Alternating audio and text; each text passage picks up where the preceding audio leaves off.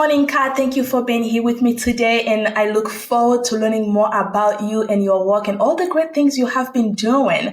So can you tell us more about your background and how your family experience with divorce and financial challenges influenced your desire to create a family business?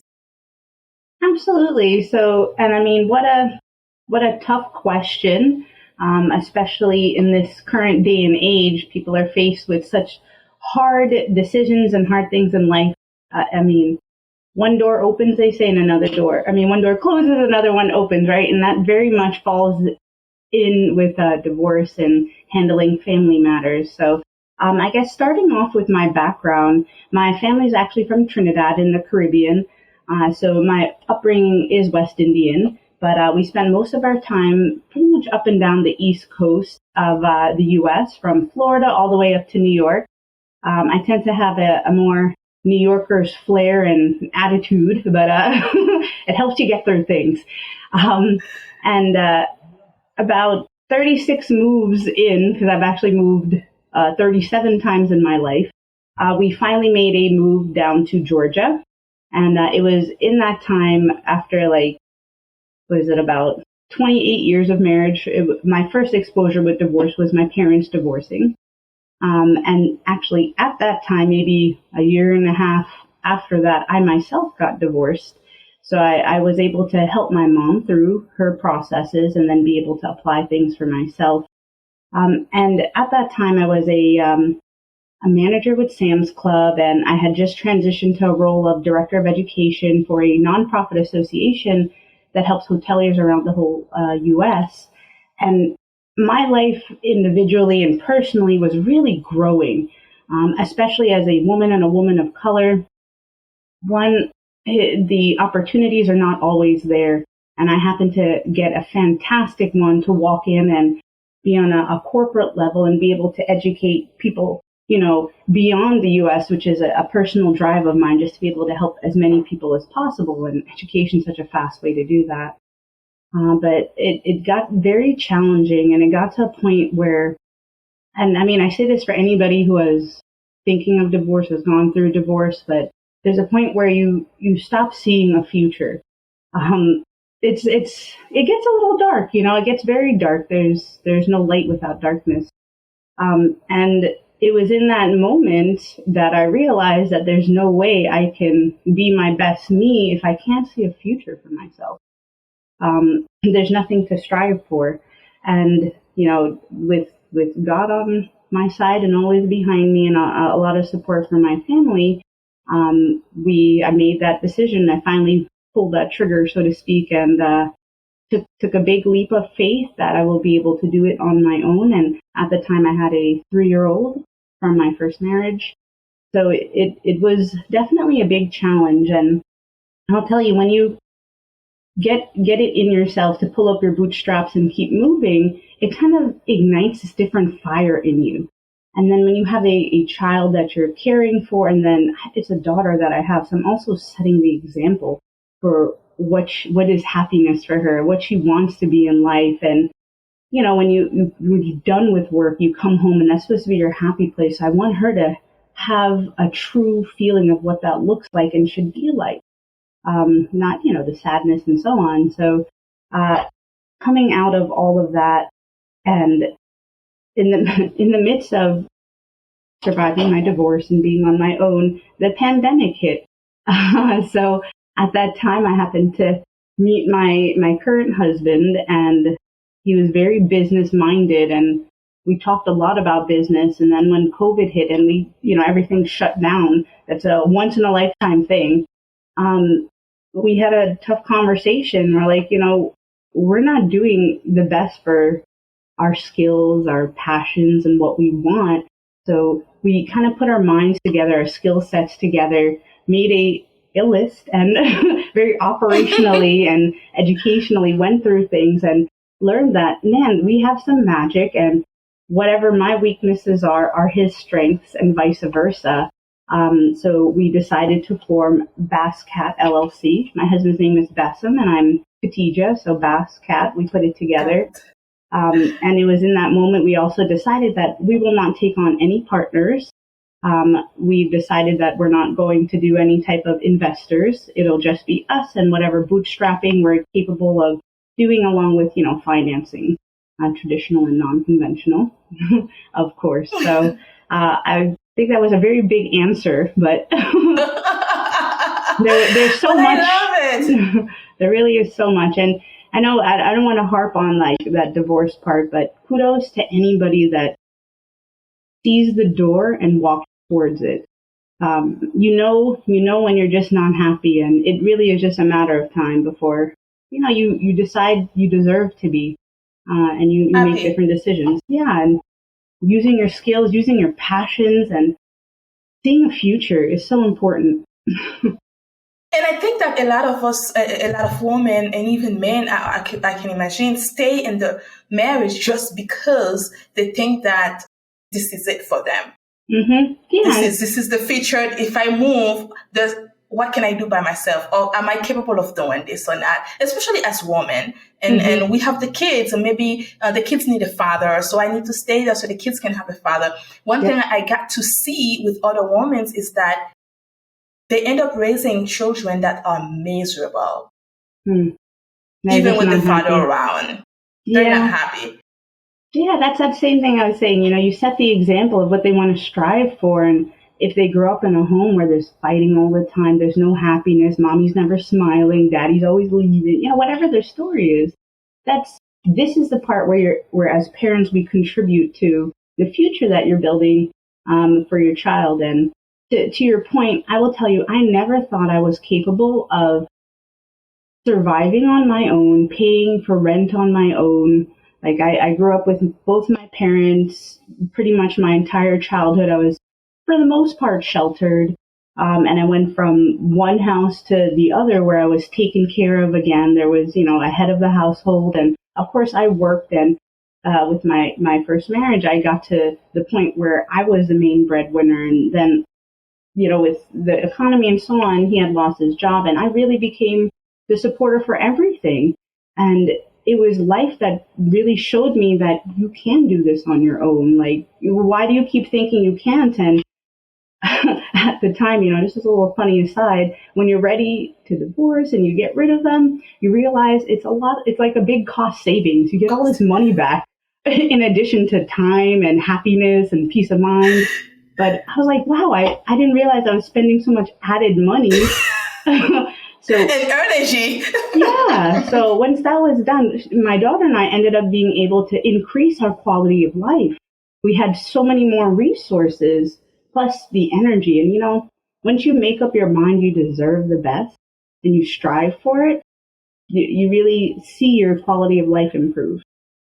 Exactly. And I feel like also when it's come to you, your daughter become your purpose. And I think that one of the things that you felt like you need to do better and better and better so that her life can be better. Her life, she can see that there's happiness in this world. And just because you meet one person that really you're supposed to be with, that doesn't mean someone else not going to give you that piece of happiness, which you find with your current husband right now.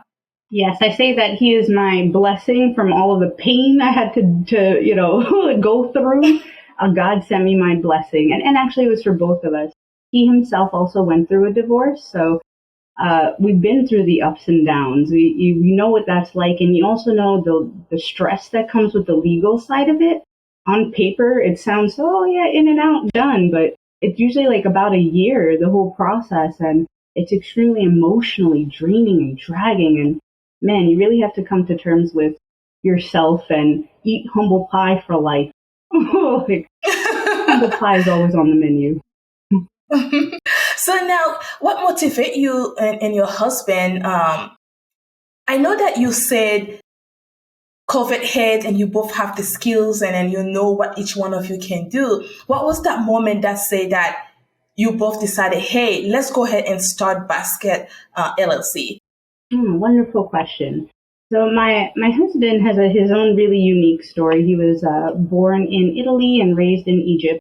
And then he came over and spent most of his time between Georgia and maybe Florida and a little in New York. But he went through his own kind of like immigrant path. And then my family did as well. So we both come from having to start from little and build up, particularly within the US. And when he and I met, it was really our business sense that first got us engaged with each other and talking about business. And he had owned several different businesses, restaurants, usually are in that type of field. And I've worked catering and things like that. And at the time that we started discussing that, I had actually moved to a new company. I started with eCornell's Women in Entrepreneurship certificate program. Simultaneously, I took on the role as a chief operating officer for this one's for a financial company that provided finances for women and people of color across the U.S., along with connections and some additional education, professional development to support them. So I was consumed in this world of entrepreneurship and pushing women to really be their best and take a seat at the head of the table. And if there is no table, man, learn to make a table and then sit at it. So I was very, very in a period of empowerment. And with COVID, the concept of working from home and exploring things, doing a lot of research, new ideas was really popping up. And when we started researching things, we just saw that the market was open for new businesses and restaurants were considered a essential business, right? So we're like, how do we create something that can also stand the test of time? Or should another COVID, God forbid, come up, something of that nature, our business will be able to sustain. And I'll tell you, there was two, I say, deus ex machina, two moments that came up that were straight from God. One, this restaurant that my husband saw in Athens, Georgia, it was the second place he ate when he first came here. He had fallen in love with it and I'm talking like 20 years ago. And he said that, man, if I could do something with this place, it'd be great. The owner of that place happened to call us in COVID and said, hey, no way. Yeah, this spot is available. So, it's, do you want it? And we looked at each other and was like, yes. I was still working at the time, so we were able to sustain starting up, getting the business going, the renovations, while I was still working. Now, the other story that I just have to share, what made me go into my business full time was also because of COVID. It hit the company I was with. I mentioned it's in finance, and the lending industry is still under extreme constraints post-COVID. So it really hasn't gotten too much better. Long story short, the company that I was with was no longer able to operate. So I came to a crossroads of what to do with myself, try and get another full-time position where I know there's guaranteed income, or invest and just pour into my business. So one of the ladies that helped us when we were bootstrapping, she contributed to us being able to start. I just happened to be in the area and I stopped by. And anytime I can, I'll just stop by and say hi, because she, was just such a great supporter for us. And that's Miss Lynetta Bowling. She deserves so many accolades. She's a great, great-hearted woman. So I went to visit Miss Bowling, and when I sat down, she said, "You don't even know why you came here today." I was like, "No, I have a lot going on with work. I don't know what I'm going to do, and I would love to just talk with you." And she's like, "Well, you came here because whatever money I gave you, I've forgiven it. It's yours. I don't want anything back. That's my gift to you." And she said, "The next time I see you, the only thing I want to hear from you is how much you've poured into your own business and what you've learned from it." So I didn't go in looking for my answer. I didn't go in looking for what I received, but man, I got debt forgiveness and then my direction that I was meant to take. And man, I just haven't looked back. I'll tell you, my husband was saying the same thing. He wanted me to jump in. I was just very nervous of our finances. And, it's that leap of faith. You just have to take that leap of faith and trust in yourself. And that's what it was. We did it. We took our leap. Yes. But also, I think that you trust one another also. Oh, absolutely. And once again, coming out of a divorce, trust is not easily given. That is extremely difficult to earn and maintain, and you're constantly under some, purview of what's going on. Is that the truth? So absolutely, 100%. before talking about business, believe me, there was a lot of figuring out the character of this person. And I decided I need somebody that's also God-fearing. So, at least I know their heart is in check. They'll make the right decisions. But 100%, it was trusting in each other first. And then that love. I will tell you, what we wanted to do was create something for our children and for ourselves that we can pass on, that isn't filled with all the same hardships. Hey, you have to prove yourself because of your age, because of your color, because of whatever it may be. And we just wanted something where, yes, they're going to have to work hard and earn things, but man, they're just set up for life. We're trying to build a legacy here, and we have the wherewithal, we have the tools within us and the passion. So this is the biggest driving force, is laying this foundation to take care of our family for generations. Long time ago, years ago, parents used to think that way. That's the reason why there was always funding, big houses, and all these things parents buy them to leave them behind. But with the new generation, parents doesn't think that way. They stop thinking that way. They think that actually when we get old, our kids need to take care of us. And that's the job. And listen to you talking remind me of myself when I have my son, was that I need to create something that 100 years from now, I will not be here. But I know when I'm laying down to take the last breath on earth, I know I plan out not just for my son, for my grandson, for my grandson, for my great-great-grand, for all of this one that's going to come after me. And my name will stay with them until they die and pass it on. And that's exactly what I just heard from you, which is I don't hear a lot from people anymore. And I'm glad to hear it. Thank you. That's an excellent point. I probably was thinking similar to you prior to my role as a director of education. In that role, I mentioned I work with hotel owners. You don't realize it, but hotel owners are all entrepreneurs. And there's no certification, no doctorate, no requirement to become a hotel owner. It really is just funding and having the right relationships for a franchise or, somebody to approve your funding. And when I started working in that world, almost over 50% of the hotels in the U.S. are owned by a group of Indian people from a single state in India, Gujarat. So almost... Wow. All of these, I would say probably 90% are Patels and other, last names that are all in the same mix. But when you start diving into that world, and I was educating these folks, finding out what keeps them up at night and helping create resources, it occurred to me that this is what they were doing. They pulled together as a family. They created this business, a big resource, and now this resource helps all the other families and the children to come. And the children often take this other path where they become a lawyer, a chef, something else, and then they end up right back in the hotel business. That's their family business. And you don't realize when you're younger the money that's being made and how great it is when something's on a systematic flow. So if you're inheriting a business, man, it's already staffed, it has processes. If there's a franchise, you have a lot of support.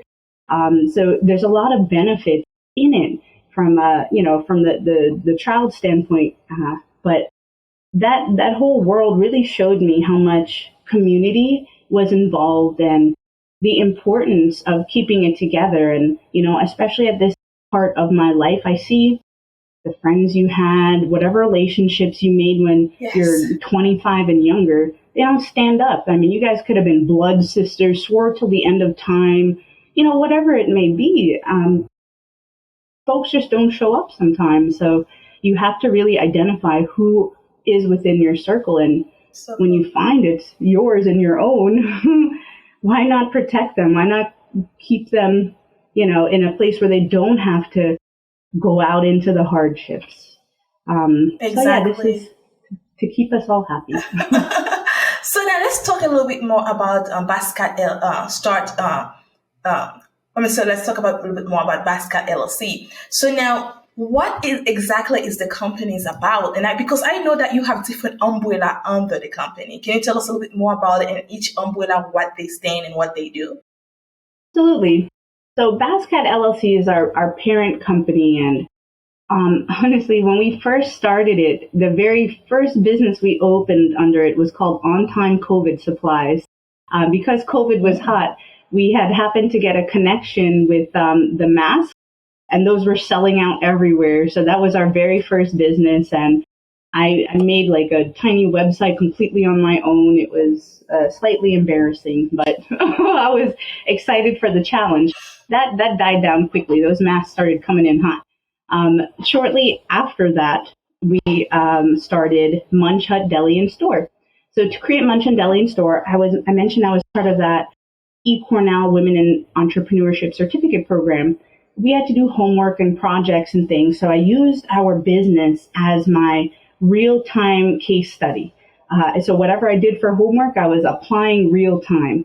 So one of the sections was selecting a name. So we did this huge brainstorming session and looked at who we were targeting, what types of words and things trigger them, and we narrowed it down to Munch Hut Deli and Store. I'll tell you, this is a really fun out of the box thing.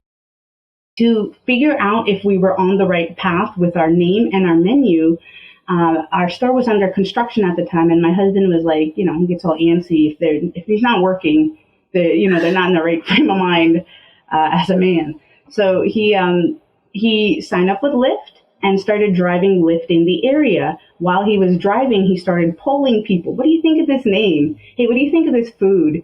So he did in the area, scoping out what other businesses are there, what's our competition, if we set up a delivery route, what does that look like? So he did a lot of just on the ground research and was able to collect a lot of feedback from our actual future customers.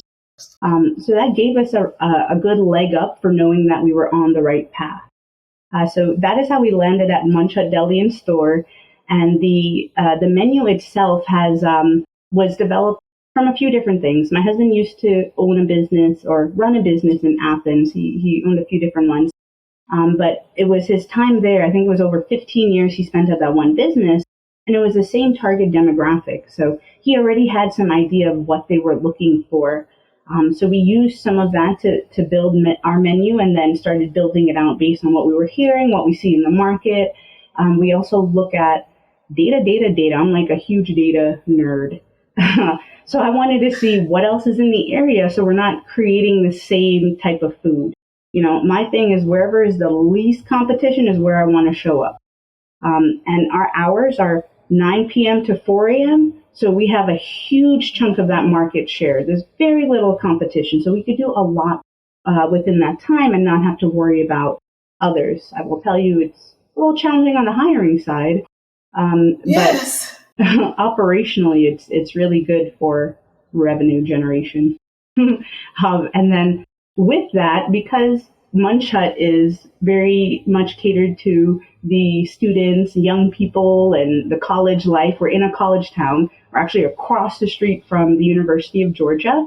And that school has won the national championships for collegiate football the past 2 years. So it has driven a huge amount of traffic to the town, all things that are very beneficial for us. Our slogan is, where champions eat, because the Bulldogs come in and eat with us. So we have like actual champions that come and eat with us. This created a huge demand for us. And we found that a wedding doesn't really want to hire Munch Hut. These corporate businesses in the area don't want to hire a Munch Hut. They think that it's automatically going to be food meant for, younger people, or just not an elegant affair. So we created BasKat Kitchen Catering to be able to capture that greater elegance and those other events that we're not able to get through Munch Hut. And my husband is very much, he loves to cook. He's a foodie. He loves making unique flavors and things like that. So Munch Hut wasn't allowing him to really showcase his true talents. But BasKat Kitchen will be able to do that. And the fun, cool thing with our catering that we do, my main contribution is like the technology side. So on all of our we do box lunches, we'll put the branding of the company. They get their logo printed on the box. One of the things I like to do is I make a special message and I put it as a QR, and I'll put it around the box. A fun one we did was we had a women's event. It was all women professionals. I actually used ChatGPT to generate some affirmations specific to women in the workplace. And then I translated those into QR codes and put them around the box that we gave to them. So it was kind of like a scavenger hunt for affirmations. And it just went over so well. But those are things that other people are not doing. We always say, well, Chick-fil-A can't do that because they're bound by their franchise agreements. But nice. Yeah, exactly. So we're trying to get a leg ahead with the use of technology and just being out of the box and then making really flavorful, delicious food. So right now you guys have about two things under the LLC, which is you have the deli and also the catering. Correct. Yes. Yeah. Our brick and mortar is the Munch Hut Deli Store. And then we have our catering, and we're looking to getting a food truck because we love to do events. And in Georgia, once you have a food truck, you can go pretty much anywhere. So it'll expand our revenue. But now you said that you are open until 4 a.m. Where do you guys find time to sleep? So here's a fun part of ownership, right? So initially it was my husband primarily at the store. He's very old school, so it's a rare occasion he found me at the store all that late. So he would manage the store, and I did all of the everything that I can from my home office. And occasionally I would go in when it was really, really busy. So we did that for a while until just the nature with this, what they call the resignation tsunami, that whole thing, a whole new phenomenon in what the hiring world looks like. That honestly has taught me so much and changed me. It has literally changed me as a human, this whole hiring world. But during that time, we happened to have our entire staff just decide they needed to go somewhere else. They want to go to Colorado or something. So, and they happen to all be related. So we learned that in lesson 2. Don't hire people that are related or dating. I understand why. Because when one goes, they all go. So we ended up going from fully staffed to just my husband, myself, and our one other employee in the back. He's like a diehard supporter of us. His name is BB, and he's just like the man. He's just always been with us, and we definitely have his back. So when we got to that point, it turned into hiring frenzy. And thank God we're at a point now. It's also slower, but we have staff that is able to run it for us.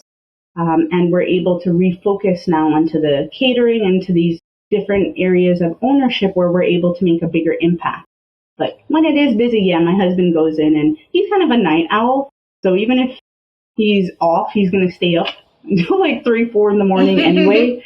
So it suits him. I'm knocked out by 11:30. But it works for him. And I will say this too, especially you mentioned the divorce initially, being pre-divorce or post-divorce, the first divorce. I'm kind of a workaholic, and my husband is too.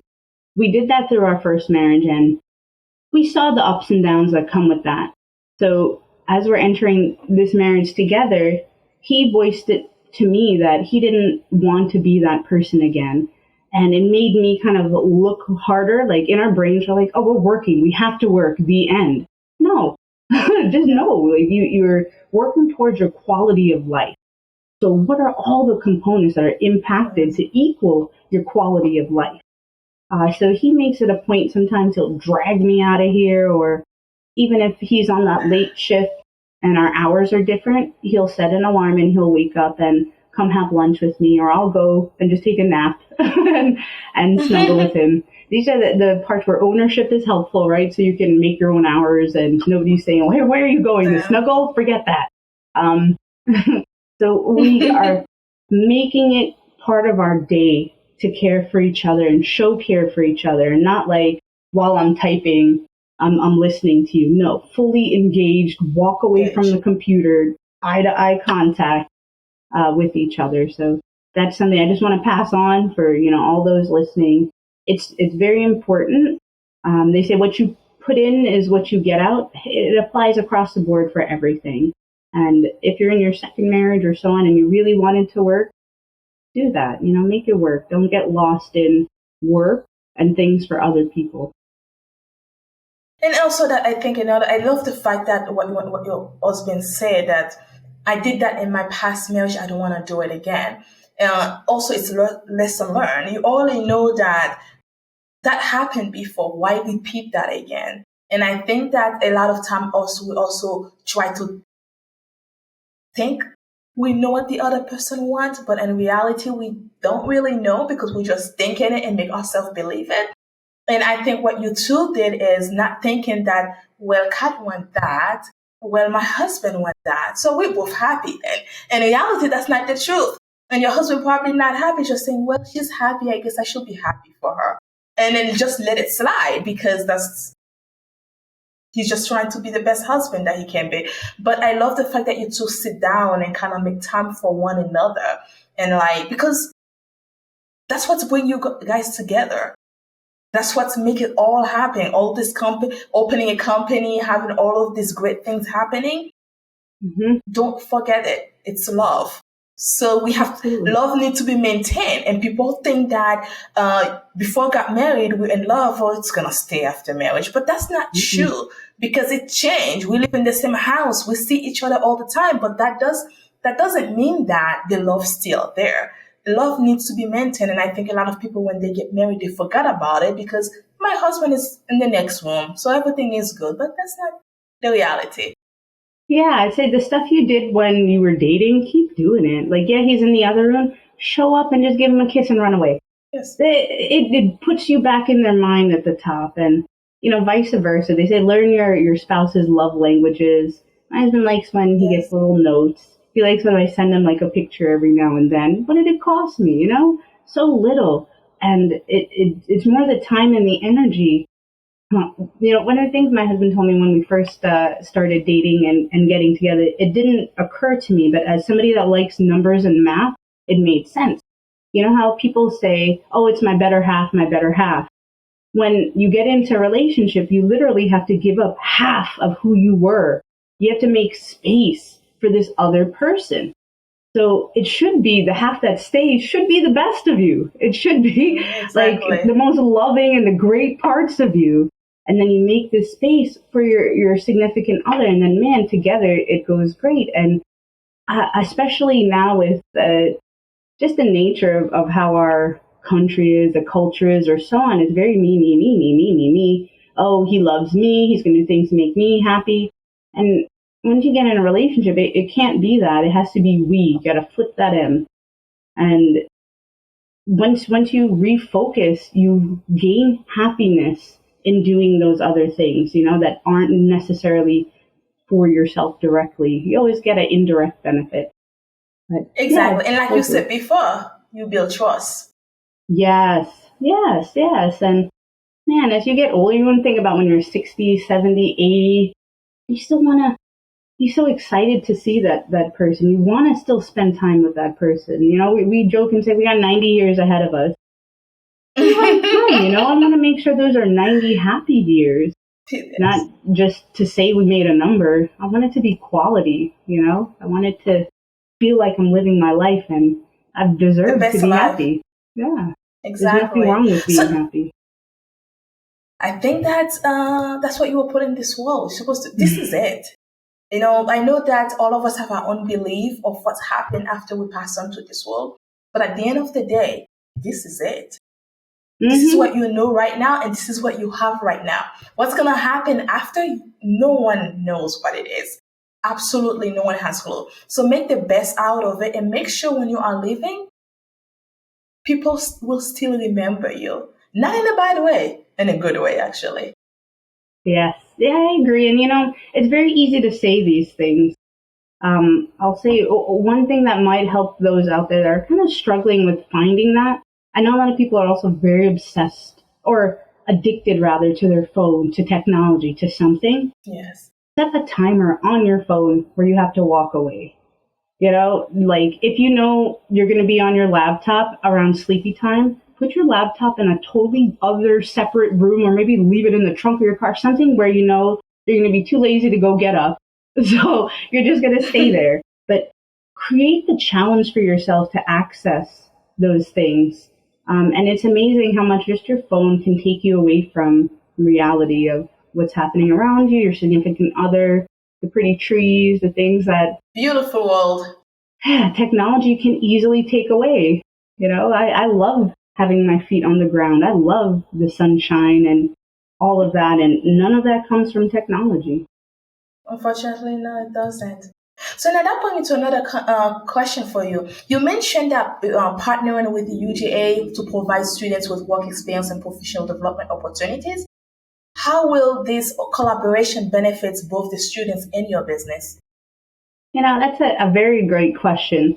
When people think of a restaurant and working in a restaurant, it's either being the server, cooking the food, like there's three maybe positions that you think of. When you're talking about a startup, it's technology, it's marketing, it's content development, it's finance, it's data analysis, a whole bunch of different things under operations. There's all of these different levels that will ultimately teach you how to run your own business or more efficiently or optimally run somebody else. So when we speak with students and take on interns, we are looking for more than just, come be a cashier, come be a cook.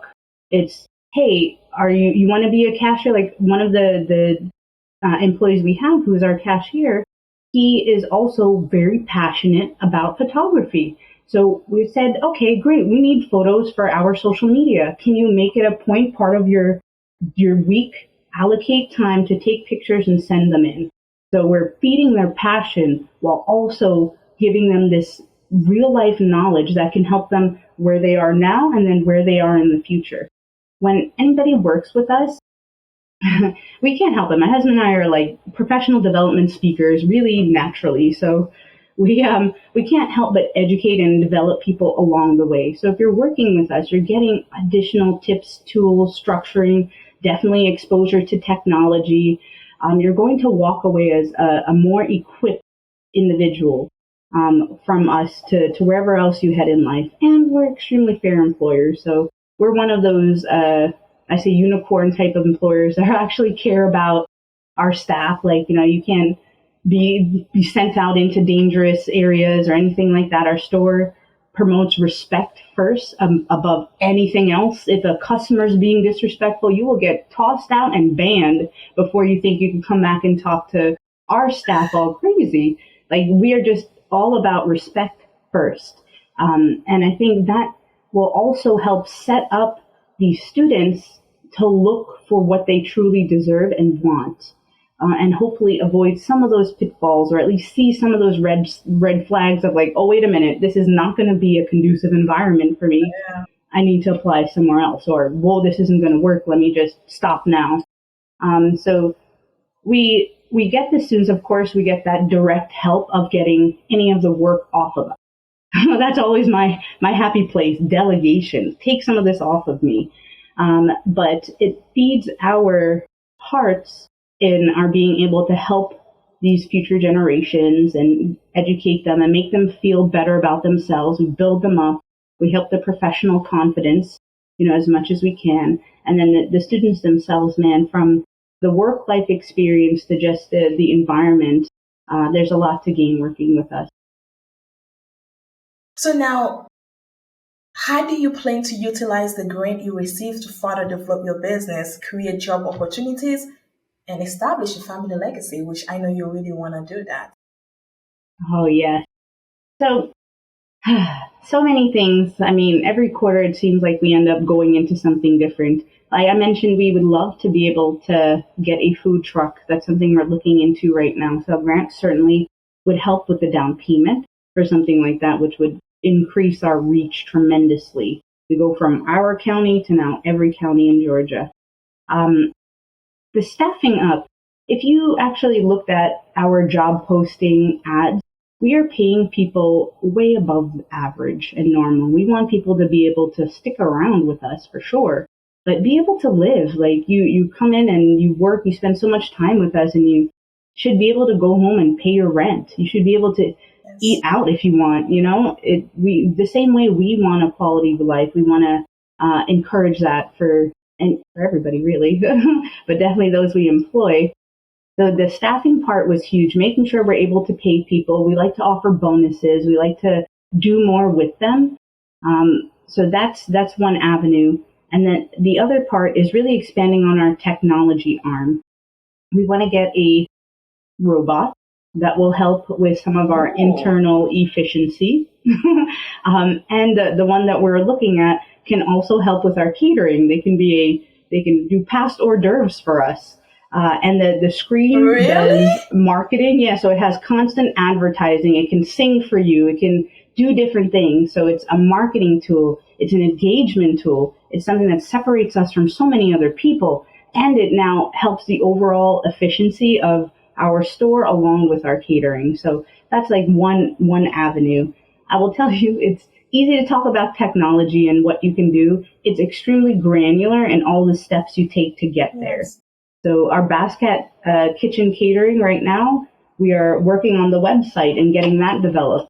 You know, a decent website's like $3,000. So as a small business, sometimes it's hard to allocate such a large amount towards one thing. And that $3,000 is not an immediate converter. You're paying, for a digital book basically, versus me putting $3,000 into a food truck that I know as soon as it hits the road, I'm making money. You're making money, yes. Yeah, so there's these toss-ups of different decisions that need to be made, but the grant primarily would be towards expanding on our staffing, which will allow us to open up more hours. I mentioned we're 9 to 4 a.m. We would like to capture some of the lunchtime crowd, and we don't open on Sunday right now, so we'd like to make sure we have enough staff for that. And then expand in our catering. And that takes a bunch of staff too, and marketing and a lot of advertising. So I would say those are the main things for right now that will help us propel in several different directions to help that foundation get built for our legacy. So now what advice would you give to other entrepreneurs, especially those who come from non-traditional business backgrounds, based on your own experience? I will say, just work on your self-motivation and setting your goals. Know yourself. If you work best 7 a.m. or in the morning hours, don't try and do work at 10 p.m. and expect your best work. You really need to know who you are. If who you are means you need to work out 4 times a day, put it into your schedule and work your work schedule around what you need to do for your life to be the best version of you. Every time you show up, 1, show up, but 2, show up as your best version of you. And I know there are times, especially in entrepreneur world, where you're working almost 24/7, so you can't have the best version, but anything you could do to just help yourself along the way, great thing, use tools, technology. So ChatGPT has revolutionized so much of what I do. I'm a very word-driven person. You know what? Consumers overall, all the people out there that you're trying to sell to, they buy and move based on emotion. So learn how to communicate and use the right words to trigger those emotions in your favor. ChatGPT is miraculously really good at picking up those words. I was very surprised. But it can eliminate some of the work you have to do. Anything you can automate, anything you could do to reduce some of your steps, it will save you in the long run. And the biggest lesson, nobody will be as good as you. Nobody. Don't go looking for it. Stop. It doesn't exist, right? Unless you clone yourself where this person has a 50% stake in all of the bills and responsibilities, it is just not going to happen. So when you look at somebody, you're like, man, if I was doing that, I could have done it in 3 minutes. You're right. That person's not you and nobody else is you. So reset your expectations to reality, not what you're capable of, reality. That was a huge lesson. Well, thank you so much, Kat, for giving me the chance to talk to you, to learn more about what you are doing. Your story is fascinating, and the reason behind it all is even greater. I don't think you understand what you are doing yet. Maybe you don't have the full picture, but it's you are doing a lot, and especially helping students. And I think at that age we get lost a lot, and we hang out with the wrong crowd, and we get in trouble a lot, and it takes us a few years to actually get back in track. And some of us never do. We just stay like that forever because whatever happened to us, we just don't use it in a good way. We use it in a bad way. So what you are doing, you're opening doors, especially the example you give, like one of them was a photographer. You allow that person to go use that skills and to grow that skills to be better at it. Perhaps later on that person will be a photographer, the best photographer you've ever met. Never know. And that's pretty much what you are doing. So I thank you so much for what you're doing, and then for opening doors for our next generation. I appreciate that. It was wonderful and fun talking with you. I love Q&A sessions.